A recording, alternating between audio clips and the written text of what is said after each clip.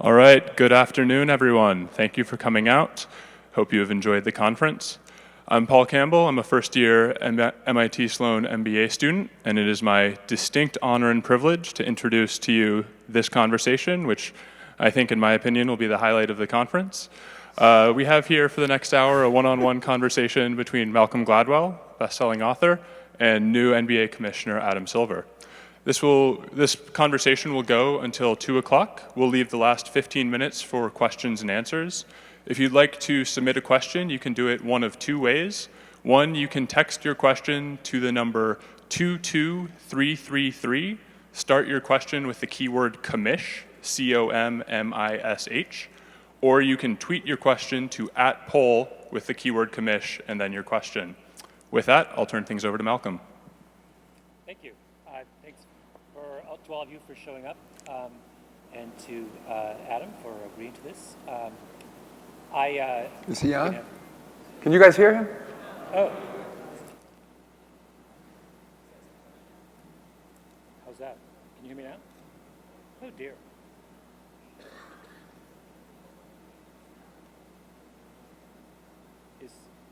Who's in charge? Yeah, give me you.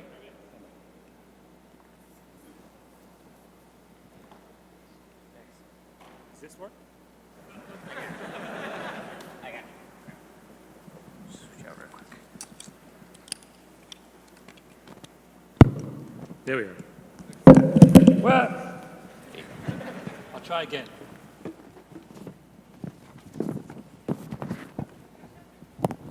All right, you can hear me now? Good. Well, thank you for coming and for being so patient. Thank you for agreeing to this, Adam. I wanted to start with a question about your esteemed predecessor, David Stern. It's safe to say, looking at his career, that he was responsible for at least two miracles: saving the NBA in the kind of drug era of the 80s and getting the players to agree to a pay cut in the 2011 CBA, a miraculous thing to get people to. Two miracles I would point out is what's necessary for canonization. So I was curious, question number one, will you be approaching the Vatican asking for sainthood for David Stern? And secondly, follow up, do you think it's time we had a Jewish saint? He would be. Well, first of all, let me begin by saying sort of my greatest honor so far as commissioner is being interrogated by you. I'm a big fan of yours, read all your books, and so I hope you're not just questioning me, but you're doing a lot of the talking as well. So No. Thank you for being here. And in terms of David, on the canonization, I agree. Yeah. Somehow I believe he's listening, even though I don't think he's here. Up there. But somehow. But I'd also just, to correct the record on your second point, so what the players agreed to do was take a reduction in the percentage of revenue that they were paid. They didn't take a pay cut because revenue was growing at the same time. So while they went from 57 to 50% of a defined pool of revenue, they're averaging $5.5 million a player, and it's continuing to grow. You're proving my point. Part of the miracle is you can get someone to accept a lower percentage of revenue and convince them it's not a pay cut. Well, that's miraculous. When the pie is growing, their salaries are going up as well. And they are our business partners. And I mean it. I just want to say on that point that it was ultimately, I thought, a very constructive process, collective bargaining. Mm-hmm. And unique to the NBA, we shared all of our financial information. I mean, speaking of analytics, line by line, expense by expense, revenue by revenue, with our Players Association. Derek Fisher was the president of the union at the time, an executive committee. Mm-hmm. And they brought in an economist, Kevin Murphy from the University of Chicago, very renowned, lots of accountants, financial experts. And we presented a case for why it was unsustainable to lose this much money over time. Yeah. And ultimately, we came to an agreement as partners on what made sense going forward. Have you fielded lots of calls from interested CEOs since, like, how'd you do that? Can you tell me how you got them to agree to that? You haven't, that hasn't happened. You're not invited to retreats. No. All right, we'll move on. First question about, serious question, the draft. Lots and lots and lots of buzz about the draft and ideas about what might and might not be wrong about it. Let's start at kind of a high level. Satisfy my curiosity as a kind of relative outsider to this about how weird it is that in professional sports we reward failure. You know, the famous quotation by Marx about how communism was from each according to his ability, to each according to his need, precisely describes the draft and the luxury tax. I mean, the paradox of having a group of billionaire Republicans who get together and behave like Marxists is just overwhelming.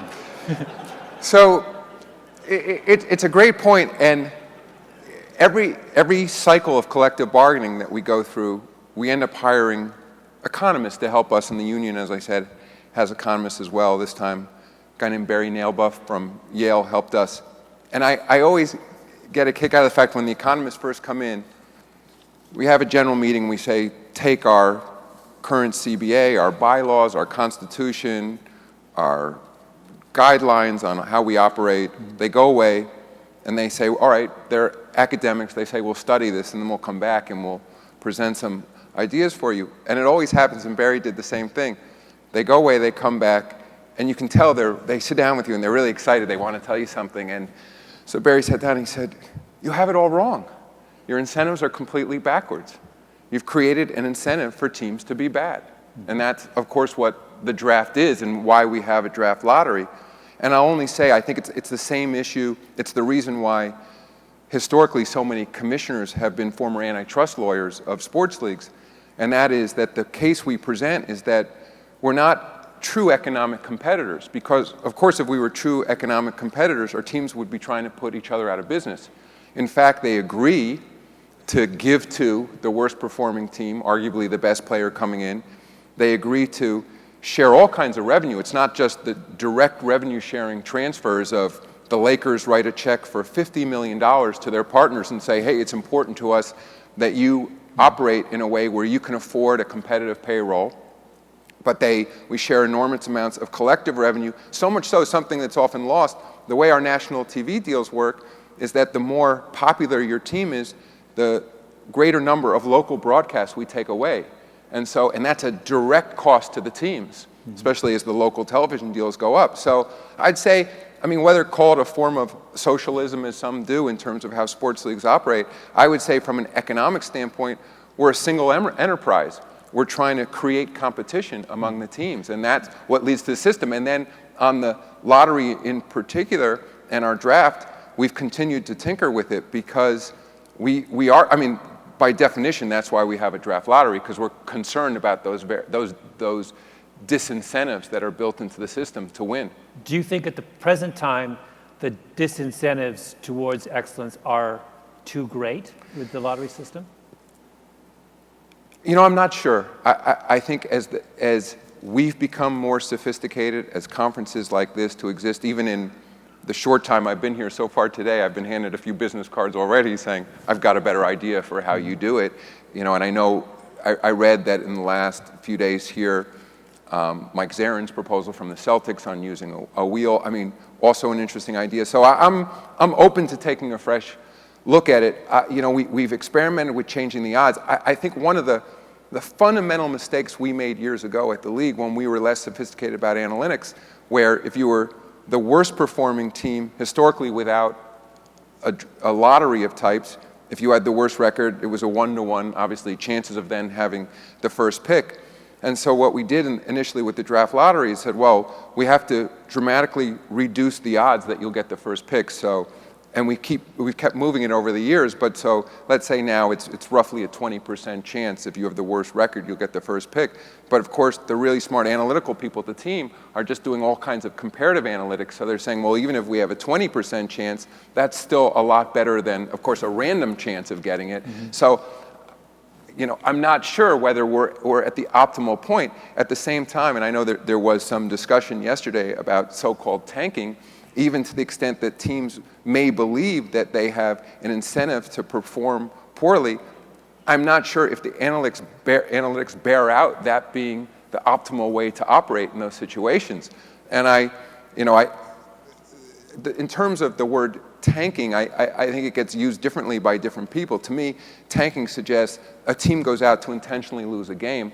I think there's genuine rebuilding in our system, especially when you have a cap-type system and you have to plan for the future, that just like any business, there's short-term and long-term results. And I think teams, given their desire to win, will make calculations, say, well, this player is not going to optimize our having a chance to win a championship because maybe having this player will lead to 2 or 3 more wins this year, but ultimately our goal is to win a championship, and that player's not going to help us achieve that long-term goal. Let's talk about, you mentioned Mike Zarin's idea about the wheel. For those of you who aren't familiar with this is a notion of essentially assigning draft position in a fixed order so that each team would have the first pick once every 30 years. Suppose we wave a wand and that is in place tomorrow in the NBA. Tell me what you think the impact of that system would have on the league. And Mike, who I know who's here, came up with this proposal where you, over the course of 30 years, you move throughout mathematically in terms of your draft pick. And this goes to show why, you really need to study these issues, because honestly, when Mike first brought it to me, I thought, wow, that solves our problems. And teams can plan for the future. They have absolutely no incentive to do anything but win the maximum number of games per season. They know where the draft pick is coming from. But I said, and Mike agreed, I said, let's socialize this a little bit. Let's send it out to other GMs and get other teams' reactions.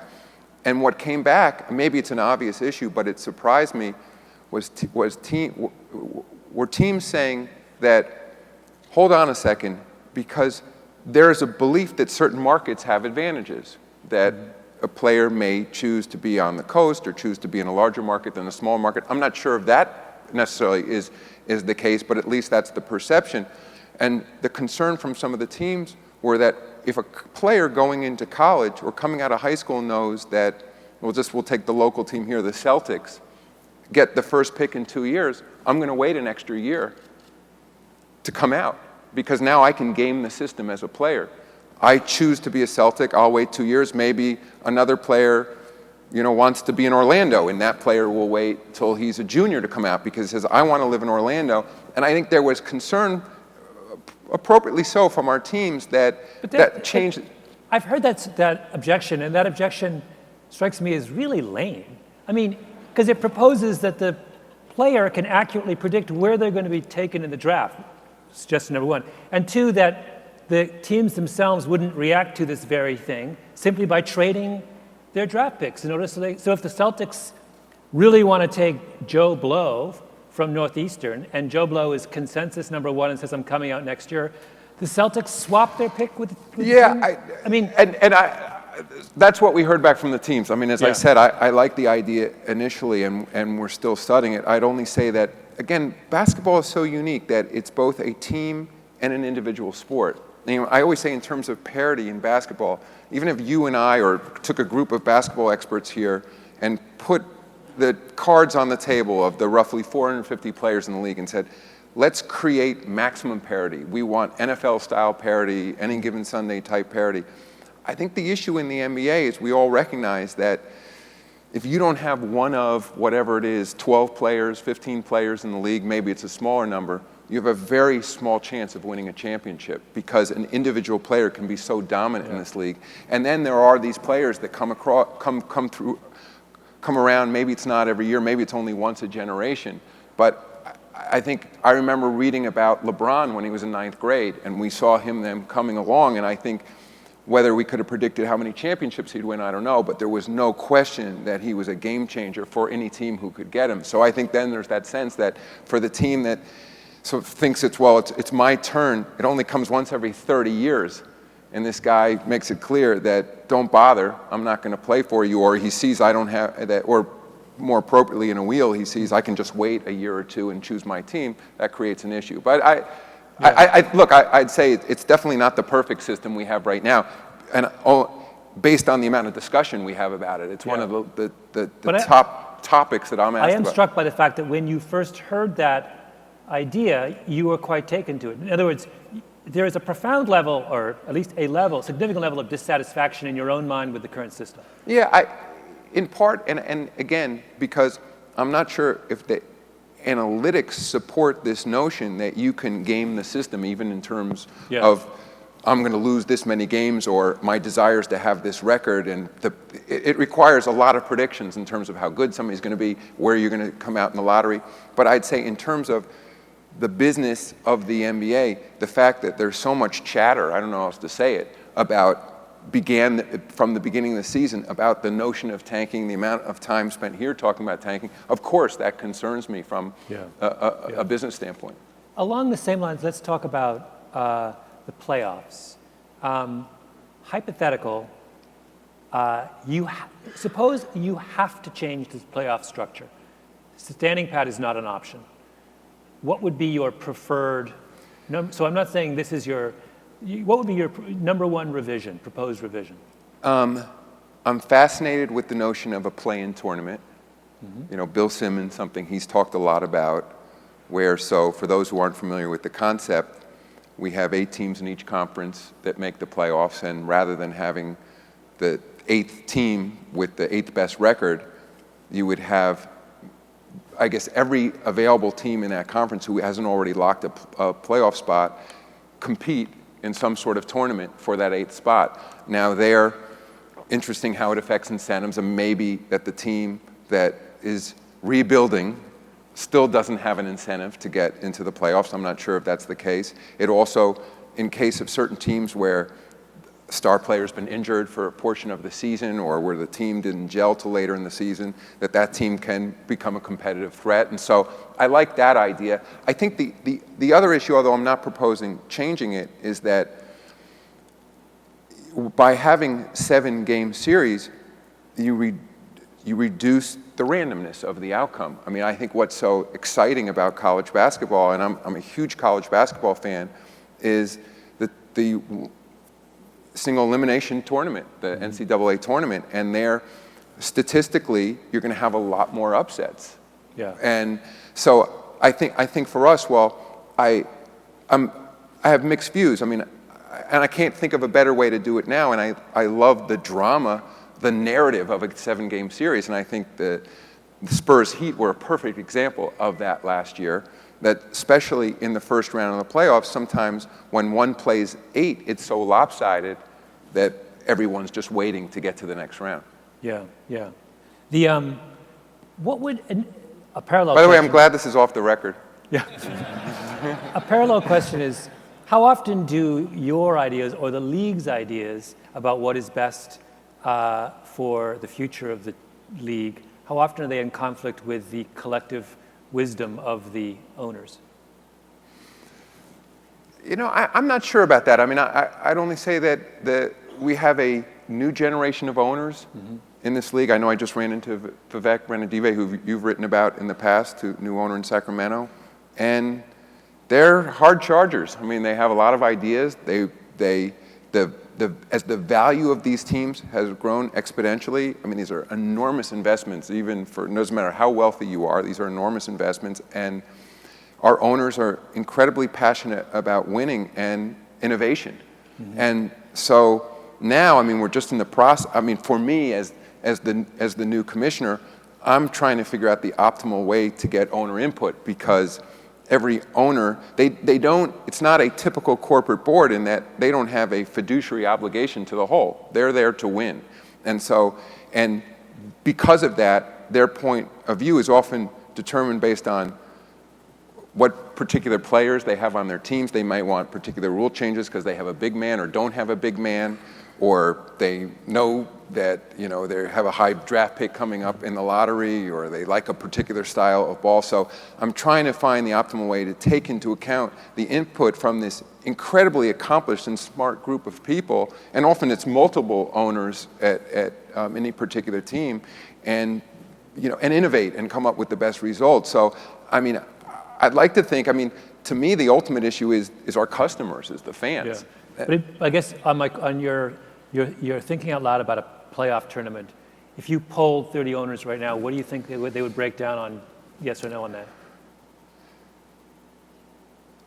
You know, it's interesting. I mean, I don't know, and I haven't done that, but when I floated that idea, even before I was commissioner, I got a call from a couple owners, and not surprisingly, depending on where they stood in the standings, yeah. you know, you had some who were way down the standings saying, that's a fantastic idea, you know, we could compete. And I had others who were right on the bubble saying, that would be ridiculous. Like making the playoffs, the notion that our team, you know, is going to be the NCAA. I think. So, well, oh yeah, we'd never make, you know, everybody has to know going in. But I think also what we've tried to do, for example, we reformed our competition committee roughly 2 years ago. And the competition committee used to be, in essence, 30 GMs in a room, or, you know, presidents of basketball, and another 20 people from the league, and it was this huge group of people. And it was almost expected that you were going to vote your self-interest when a rule change came up. And actually, it took a page from Roger Goodell in the NFL. He had explained to me, he said, we do things far differently in the NFL. In terms of our competition committee, we take 2 owners, 2 GMs, 2 coaches, 2 people from the league. And these people, they take all the data, combination of what happens on the field, business analytics, ratings, average score, things like that, and they go away for 5 days. Mm-hmm. And they try to make recommendations based on the long-term viability of the sport. And so we haven't quite gotten there yet with our competition committee, but the notion is that, you know, can this group, you know, of executives, in essence, check their short-term team interests and become a respected body where, you know, all the owners say that, I get it, this may not be in the interest of my team at the moment, but over the long term, we want to continue to build our fan base, and this is what makes sense. Yeah. Next question. Corporate welfare. Here you have a league where values of teams have escalated very nicely over the last generation. Mm-hmm. And a group of owners who are, by and large now, almost uniformly very, very wealthy. And yet we have numerous examples of teams taking handouts from their local governments. I'm from New York. I am, like most New Yorkers, aware of the fact that the Dolans haven't paid property tax on Madison Square Garden since 1982, to the tune of $17 million a year freebie given by, now you live in New York, and I'm assuming you pay property taxes. I live in New York, I pay property taxes. Show of hands of people who pay property taxes in this room. It's reasonably significant. The Dolans are billionaires, which none of us are, and don't pay property taxes. Does this bother you? Not at all.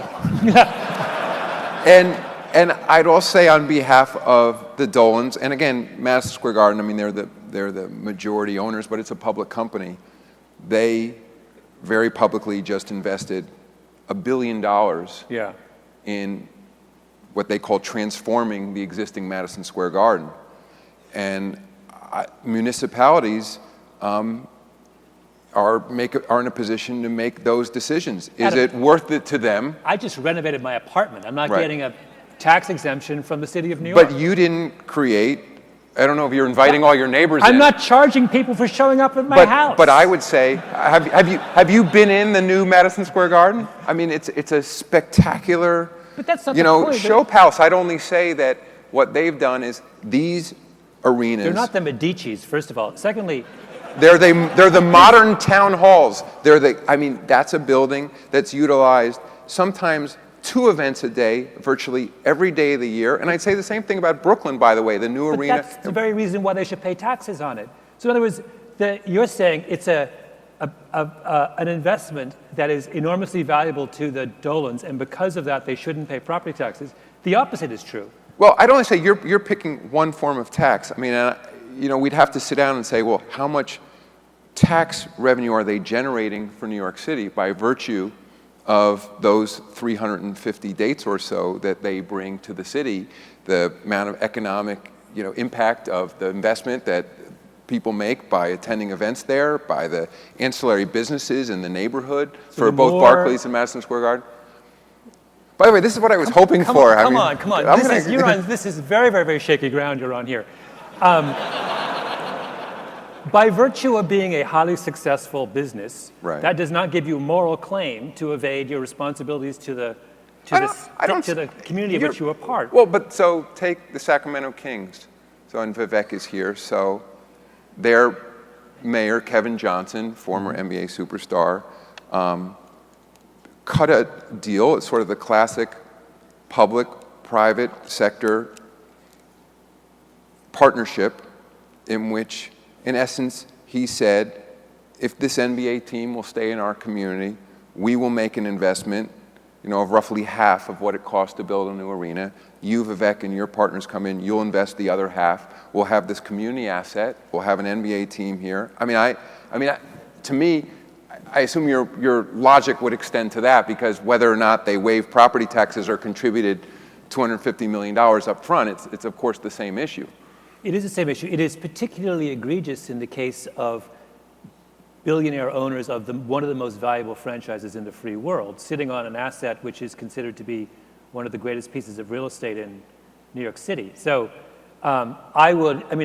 we could have a completely principled position, which is the one I would actually prefer, where we simply said that it would be more morally sanitary for sports franchises to say public money is best spent on, I don't know, the fact that 31% of kids in New York City are below the poverty line. I mean, for the city to be foregoing revenue to billionaires at this particular moment in 2014 seems to me morally awkward. Yeah, I would only say that, again, it's an enormous net plus by having the Knicks and Nets in New York City. And I think for the very reason why Mayor Bloomberg sought to and supported building a new arena in Brooklyn as opposed to that team remaining in New Jersey, because undoubtedly he saw it as an enormous economic plus. And if you've been out, I'm sure you have in downtown Brooklyn around Barclays, it's amazing the transformation that's happened in that neighborhood as well.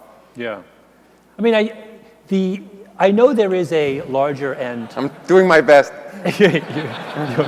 I will simply, if I might take one last but incidentally, we could go through the whole tax code, you'd agree. I mean, so we don't have to just pick on sports owners. I could keep going on the Dolans. Well, they also, do you know, this is my other favorite Dolan fact.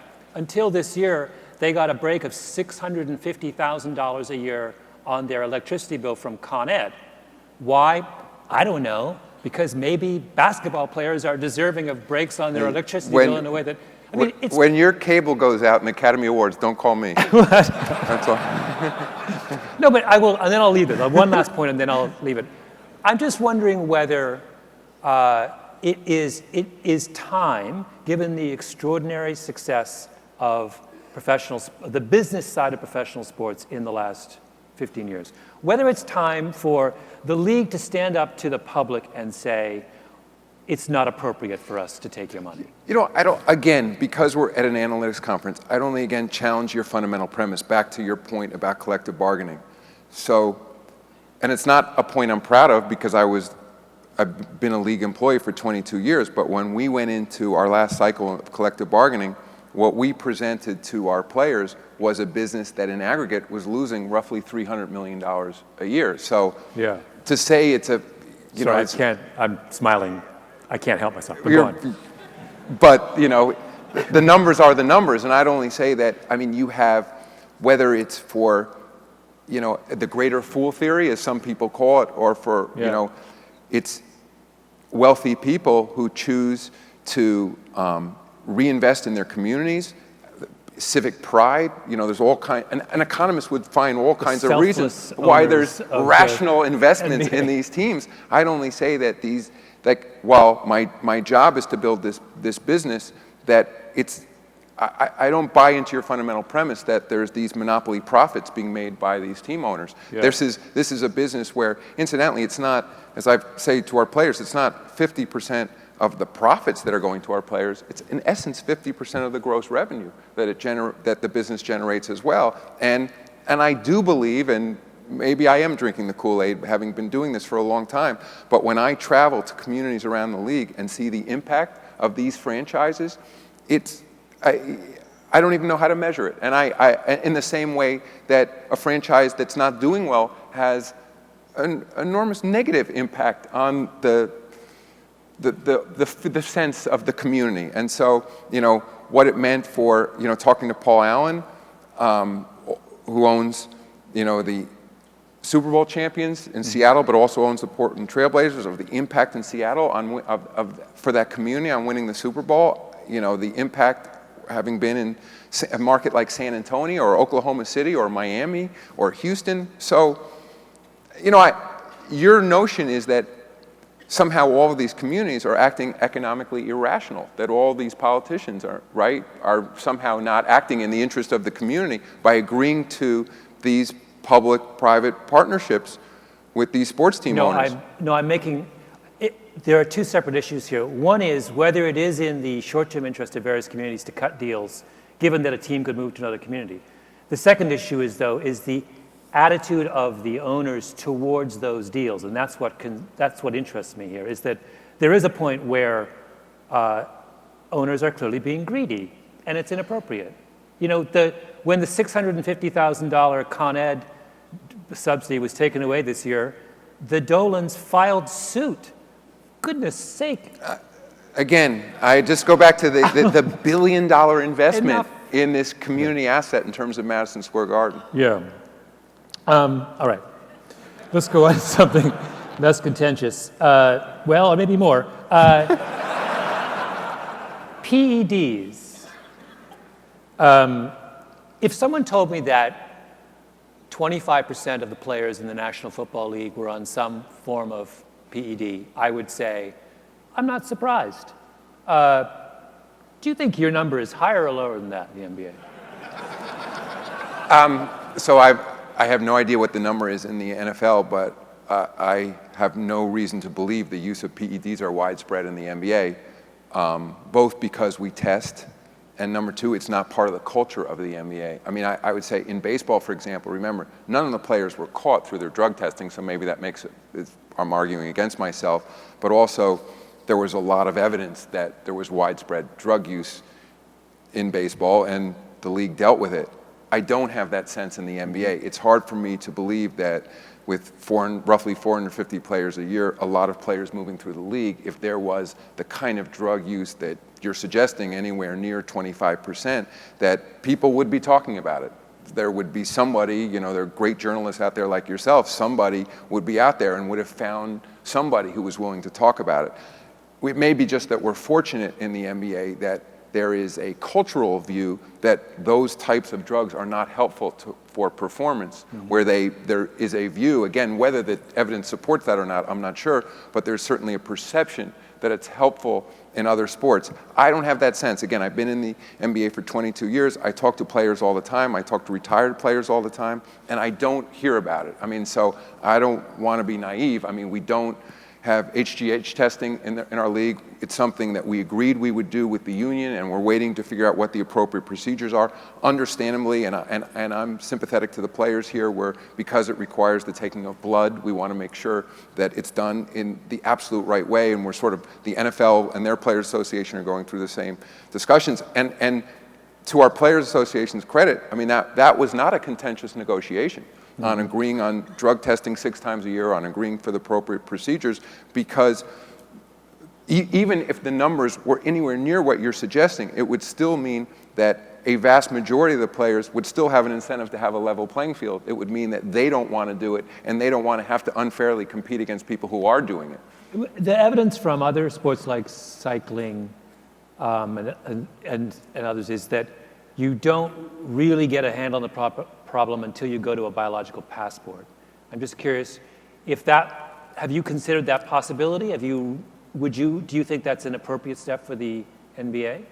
Possibly. Honestly, I don't know enough about it, but I think we're prepared. And speaking for our players too, I've never heard any suggestion that they're not prepared to do whatever is state of the art. Because, as I said, on behalf of the Players Association, even if a significant percentage of players were doing something to create an unfair advantage, the majority of players who would not want to subject their bodies to it, would be concerned about their health or for whatever reasons, would still have the same interest in the league in ensuring we had a level playing field. Have you ever, has there been a situation in your league or others where the impetus for stricter drug testing has come from the Players Association itself?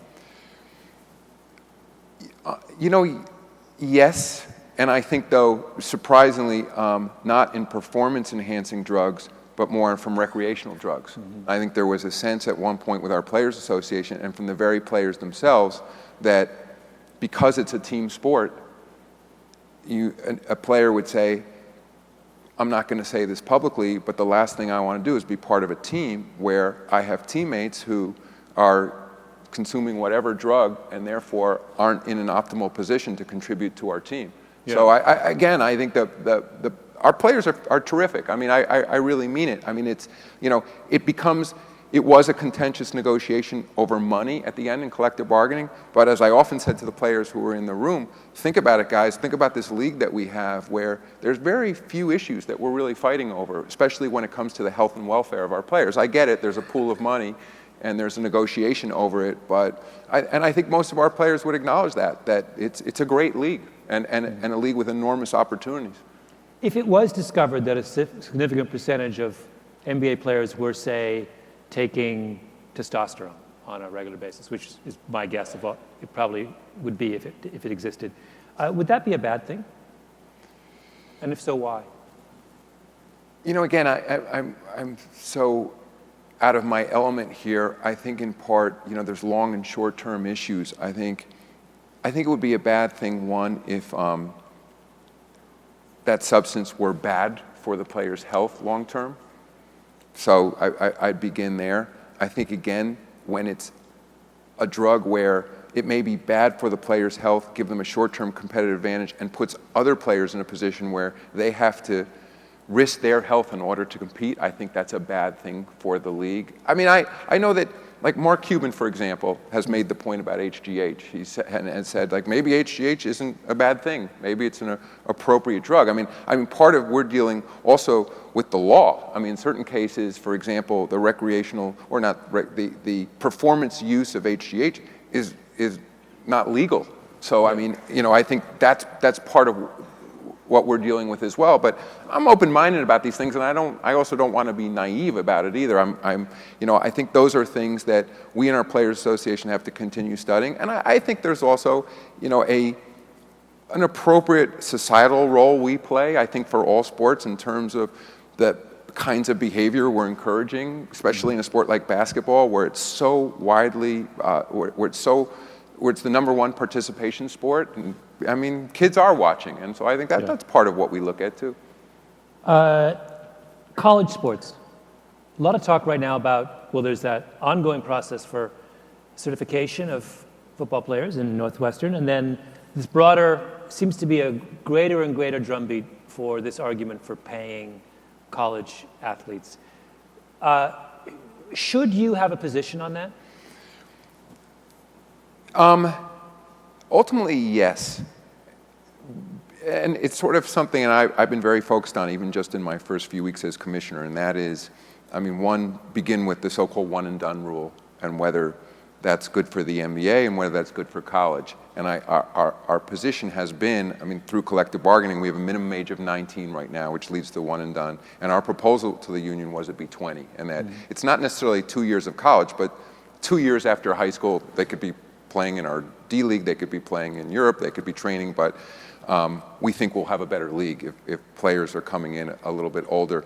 And so then the next issue becomes, if they're not going to come into our league directly out of high school, where are they going to go? And so I think, one, purely out of self-interest, strong college basketball, I believe, is helpful to the NBA. Young men, and women too in the WNBA, emerging as nationally known stars, having better skills. I mentioned in an interview yesterday, I just read on this week's Sports Illustrated has a really interesting article on Jabari Parker and his working directly with Coach K and the impact that's had on him. And so I think for us, creating the right kinds of conditions for players in college and creating even appropriate incentives for them to spend those 2 years productively before they come to the NBA makes sense. And I get the other side of the argument. That's why when, even in collective bargaining, this was not one of those issues that we were pounding the table on. And I think players have mixed feelings on the age limit because, of course, one, you're generally dealing from a collective bargaining standpoint with a sort of more seasoned group of players, they're more likely to be the ones to get involved in their union matters. And so it is a zero-sum game in terms of jobs. So they recognize every 19-year-old that comes in, one 30-something-year-old usually leaves the league. So that's part of the issue. But also the recognition that, as the argument goes, nobody told Bill Gates he couldn't drop out of college and start Microsoft. So, and I understand that. So the question is then for an 18-year-old who we're telling cannot come immediately to the NBA and who has this, otherwise we're preventing them from this enormous financial opportunity for that player and his family. Does being paid in college compensate for it? Is there insurance? I think part of the issue, even as I understand the Northwestern lawsuit, isn't just cash compensation, it's health insurance. Yeah. What happens to the player that comes in and has a disabling injury and then scholarship runs up, either they stay under scholarship or they no longer remain on scholarship the following year. What happens to them as a result of that, and maybe have long-term health care needs? So I think we have to be part of that conversation. And I think college, as you know, we can't impose an age limit on our players. They have a union, and that has to be negotiated. Yeah. But I think college should have a seat at the table as well and should be part of the discussion, because I think it doesn't make sense for us to adopt new rules without taking into account how draft eligibility works. They have rules. If a player declares he hires an agent, he loses his college eligibility. I think that all has to be integrated. In principle, your feeling about paying college athletes in the major Division I sports is what? Yes or no? It depends how you define paying. I mean, because to me, a lot of college students here, I think the cost of going to college these days is, roughly $60,000 or so, plus a lot of, even on top of that, other expenses. So again, they are being paid in a way now. And so should they be receiving additional compensation? I know I've talked to college athletes. I have friends who played in college. Some of the rules just seem ridiculous when, if you accept a summer job under the following circumstances, you somehow violate the rules. So I'm not against paying them in that way. I don't think... If they're being subsidized, they're not being subsidized as much as the Dolans. I might bring it up again. But go on, I'm sorry. Well... It depends how you define paying. I believe, in essence, they are being paid, in essence, to become college athletes now. And I think, though, we should be looking out for them. I mean, I accept that. And it's college sports is an enormous business in this country. Given the dependence of the NBA, for all the reasons that you said, on the college product, is it appropriate for the NBA to chip in, do you think? Possibly. And that goes to the insurance issue. Yeah. Yeah. Well, we're willing to be part of the conversation. I don't think in terms of a direct compensation to the athletes, but whether it's in terms of ensuring that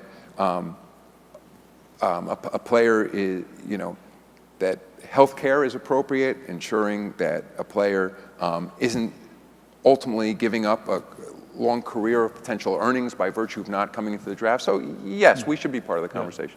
And while we're on this topic, a very, very naive question.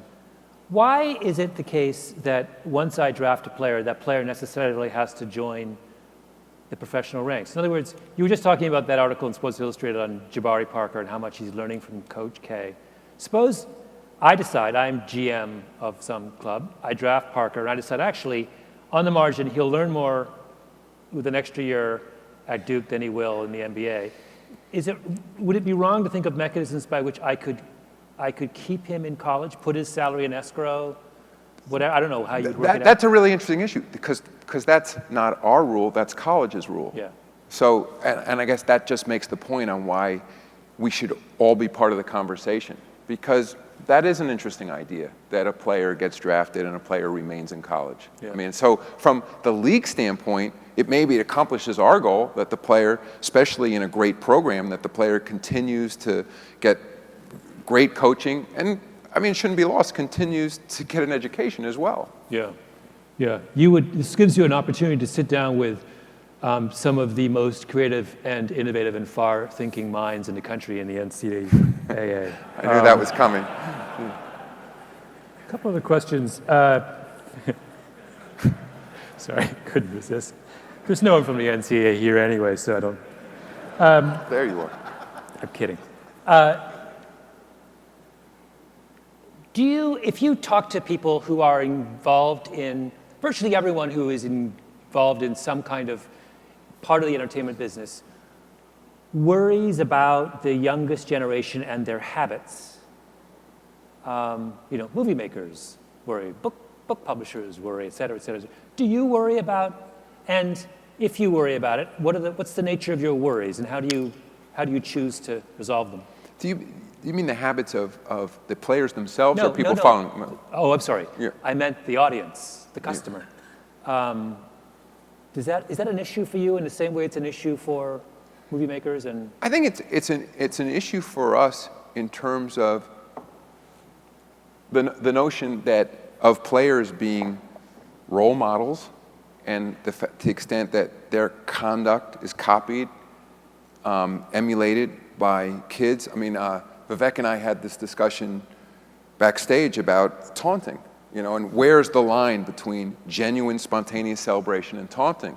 And Vivek makes a fair point that from an entertainment standpoint, taunting can be kind of exciting and fun. Our generation, Muhammad Ali, that was, he was one of the great entertainers, of our time. And part of the reason that, not all of it, but that we have rules against taunting is that, again, maybe, sounds Pollyannish, but that it's a bad example for the millions of kids who are watching our games, and that it doesn't lead to, to being a good citizen, a good sportsman. It's sort of a violation of the rules, of civilized behavior. And again, it's a balance. So, and a little bit goes sometimes to some of the behavioral issues. Things like dress codes that we have in the league. While we're very focused on our image, we heard from a lot of our fans and a lot of leaders, principals, leaders of kids that, players by, dressing in a certain way, by behaving in a certain way was terrible example for the kids who followed them. And I think it's the same, for movie stars, the same reason why, we don't allow movie stars to smoke necessarily in a movie. We make those kinds of decisions. Do you have any evidence of generational shifts in interest level of the game, patience with the game, appetite with the game, any of those kinds of things? Oh, absolutely. We have, enormous amount of data on that. One of the issues for us generationally is that the generation coming up doesn't watch as much television for the first time. It's the first time we've seen that change.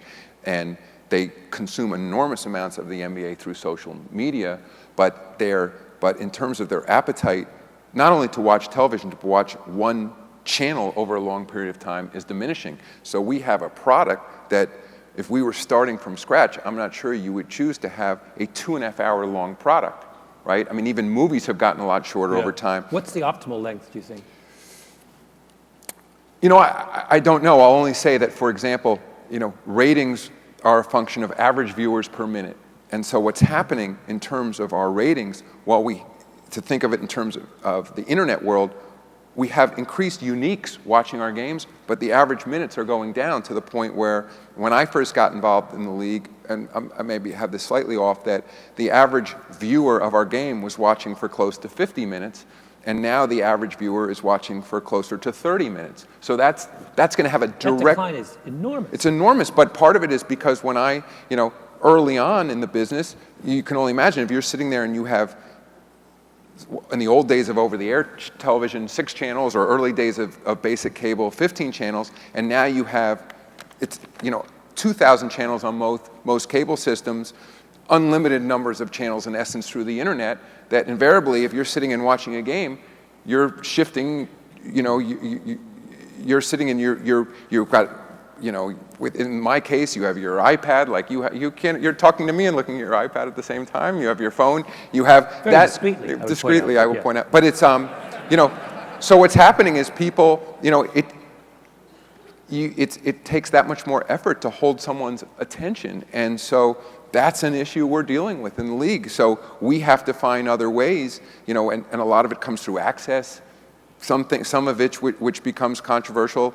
And you could debate how effective it is, having cameras in locker rooms, having coaches talk directly to the fans, data that draws people in, gambling, by the way, which compensates often for discrepancies in competition on the floor, point spreads, things like that, all of which, captivate people and retain their interest. But I'm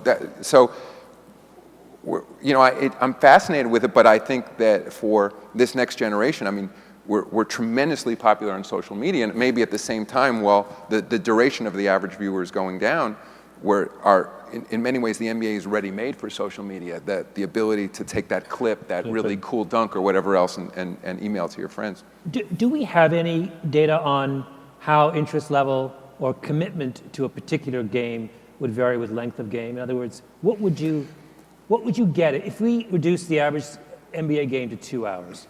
Do we have a sense of what the impact of that would be? I'm not quite sure, because we have, of course, minute-by-minute ratings. We have college games that we can look at, which are 2-hour windows. The Olympic format, the World Cup format is a 2-hour format, a 40-minute format instead of 48. But invariably, no matter how many minutes you play, the ratings increase towards the end of the game where it gets closer. So, I'm not sure, and it's a balance of business too. I mean, there's no question that maybe I'll say it in a different way. If we had a single elimination playoff and we had a one-game final, I have no doubt that the rating for that one game would be much higher than for one of 4 to 7 games. But as a business matter, putting aside the argument that it's a better narrative over more games, it's a better business to play more games. And right now, it's still a better business to play 48-minute games than 40-minute games. But we can't ignore the fan. And over time, I'm very focused on what their habits are, and it's something that we have to pay attention to all the time. Yeah, it's a better business in a sense. You can sell more ads against it in the broadcast. Yeah, yes, and also, and the cable operators will still pay more for more minutes of programming. But also, what shouldn't be lost is that our arenas still generate a substantially higher portion of revenue than people may think from the outside, maybe roughly 40% of our revenue. And we hear the opposite from many of our teams and arena operators, which are people can't get enough in the arena. In fact, what I hear from people, it's very different for television viewers, that halftime is too short. Yeah. By the time I get a chance to get something to eat and get a drink or go to the bathroom, whatever else, the game has already started. And so, got to find the right balance there as well. And I should say, I mean, we're not hearing from our arena audience at all that the game is too long. They seem to be satisfied with the length. It's just not as optimal from a television standpoint. So again, something else we have to balance. Yeah. Some of these questions are interesting. First question, Seattle. It has been cynically, I might add to this question, it has been cynically suggested by some that keeping Seattle open is the stick you use to keep everyone in line. That was stern. Not at all. I mean, and the notion, I guess keeping it open means we don't have a team there. I mean, therefore, we're keeping Las Vegas open, we're keeping San Diego open, we're keeping Kansas City open. I'd only say there that we didn't sort of hold that carrot out to Seattle. The Maloofs did a deal with a group from Seattle and announced to us that there was a circumstance under which they would move their team, but there was also an opportunity to keep the team in Sacramento. I'm very sympathetic to the city of Seattle. I mean, I'm a big fan of the city. We had a team there for a large portion of the time that I was at the league, and I hope we get back there one day. I think, again, back to the fundamental issue that I'm most focused now on the health of our 30 existing franchises, not all of which are economically healthy. Mm-hmm. So that's my first priority. Mm-hmm. Should I? No, I won't. Economic health can be defined in a number of ways. Year-to-year revenues and overall worth of the team, right? If I have an asset that's appreciating, say, 10% a year, but I happen to have lost money this year, I'm not crying the blues. I'm quite happy. Fair point, and I would say also in collective bargaining in the last time around, of course, their economist said that's very relevant, and I said, you're right. And we had gone through a period where our team values were not appreciating as we were going to collective bargaining. So I said, well, you can't have it both ways, and we actually had some instances where teams had depreciated. Teams are enjoying appreciation now, and it's a fair point. I'd also say, though, for the businessman who's then operating that team, he may, on paper, have an appreciating asset, but if he has to write a check for millions of dollars a year to keep that team afloat, he has a very different view. Yeah. And he's also, like with any asset, values go up and values go down. So if you're not a seller at that moment, the fact that your team has appreciated on paper is not helpful in terms of meeting payroll. It's astonishing to listen to you, and as you talk, I imagine the group of NBA owners like struggling mom and pops with their corner NBA franchises, discounting the stale bread from last week. I can see why you have this job. Good question here about with all the sleep research that has been done, will the NBA look at eliminating back-to-back games in the future? One of the sleep researchers from Harvard approached me before I came out there and was telling me a little bit about his study. Again, I'm fascinated with it. I'm generally sleep deprived, maybe a little bit today as well. And so I think to the extent that there's data that shows that we can improve performance by changing the schedule, I'm all ears. I think now, again, it's inconclusive right now. And part of it, it's not just even as the professor who told me this morning, it's not just back-to-backs, it's the length of travel involved in those back-to-backs. I mean, for example, if you're the home team and you're playing obviously 2 games in a row in Boston, it's very different than if you're traveling. But again, as we get more sophisticated, we need to look at that. It also means, by definition, if you eliminate a certain number of back-to-backs, you either have to reduce the number of games or lengthen the season. Or there may be a better way, a more sophisticated way to map out where players travel. But I think those are all things we have to take into account. I mean, speaking of that, in fact, I think it got a lot of attention. Several of the players have come to the league and said, can we have a break mid-season to help us with recovery? That historically where All-Star was a break, what those, especially the All-Stars are saying is that we get a break at all. In fact, we're going almost around the clock. You guys have all these commitments, the network, we have our own personal commitments and family to deal with. Let's build in some time there for a little recovery, and that seems very sensible. Does this fact mean that international expansion outside of North America is probably not practically possible? We have a relatively new owner in Memphis, a guy named Robert Pera, who created a company called Ubiquity, and incredibly smart and sophisticated guy, young, he's probably 36 years old. And he said to me, I can't believe you're even talking about expanding to Seattle or Las Vegas. We got to go to Europe. That's the future, he said. And look at the size of London and Paris and look at the opportunities. And I said, Robert, what about the travel? I said, we haven't figured out how to overcome that.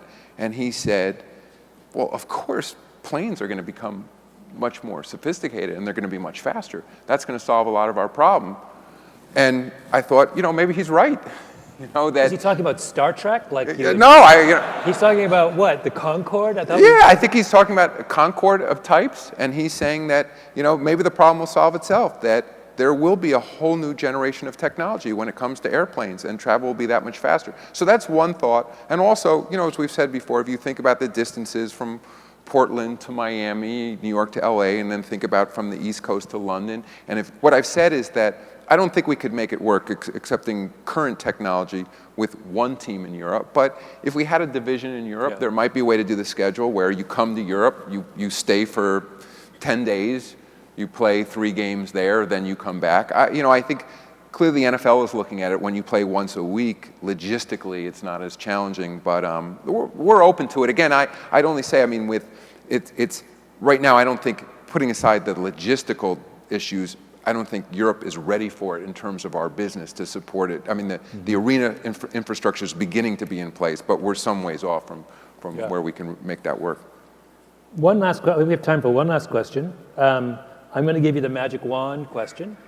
that it's imagined that the owners will go along with anything you said, and the players were even more compliant than they are now. What? Sorry. The CBA is still fresh in my head. It's like it was yesterday. What would you do? I'd give you got one free magic wand thing to make the game better. I think I'd raise the age. That's where I would begin. Really, And of all the things on the table, that's the one. I think it's a fantastic game. I mean,